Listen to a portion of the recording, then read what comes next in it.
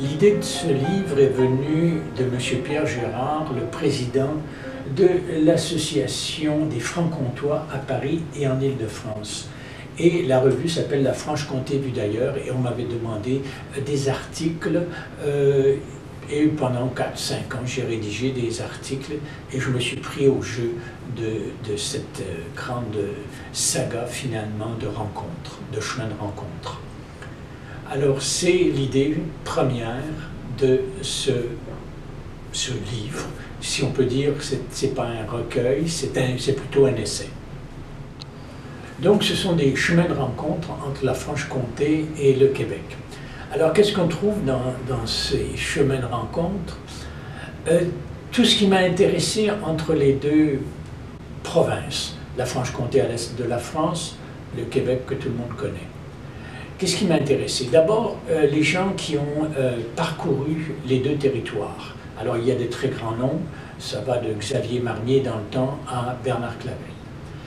On trouve également une initiation à la géographie, à l'histoire du Québec essentiellement, pour que les gens puissent un peu mieux connaître les deux régions que j'ai dans le cœur.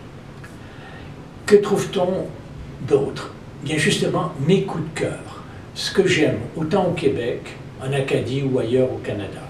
Ce sont vraiment des chemins de rencontre, c'est-à-dire que je souhaite que les gens viennent voir les deux régions et les savourent, les apprécient et qu'ils aient les bases, les données.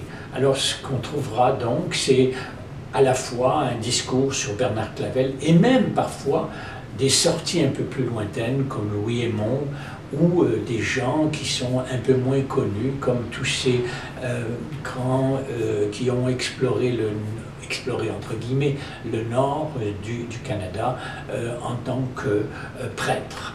Voilà, ce sont des chemins de rencontre.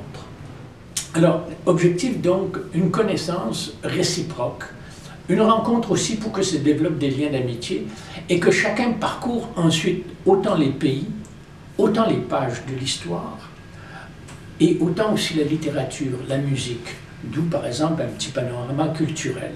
Ce sont les objectifs. Les objectifs entraînent forcément l'originalité du livre. Et je dirais que là, je m'envoie des fleurs, mais pourquoi pas d'ailleurs? Parce que l'originalité de ce livre, c'est que ça n'a jamais été fait. Rien, à ma connaissance, n'a été écrit entre la Franche-Comté et le Québec. Il y a de magnifiques livres qui ont été édités par les associations France-Québec à qui je rends hommage, sur l'histoire, mais sur l'ensemble, sur le panorama, sur la globalité, il n'y a rien. Les Francs-Comtois sont souvent méconnus au Québec, et heureusement que les historiens, surtout actuels, font le chemin. Et les Francs-Comtois connaissent peu le Québec. Ils ont une vague idée. Et c'est valable également pour l'ensemble des Français. Et je pense que c'est ce qui fait l'originalité de ce livre, c'est que ces chemins de rencontre débordent le propos initial, c'est-à-dire la Franche-Comté et le Québec, et on voit beaucoup plus loin. C'est pour ça que je me suis permis d'aller jusque dans le Nord et jusque dans l'Acadie, qui est si chère à notre cœur.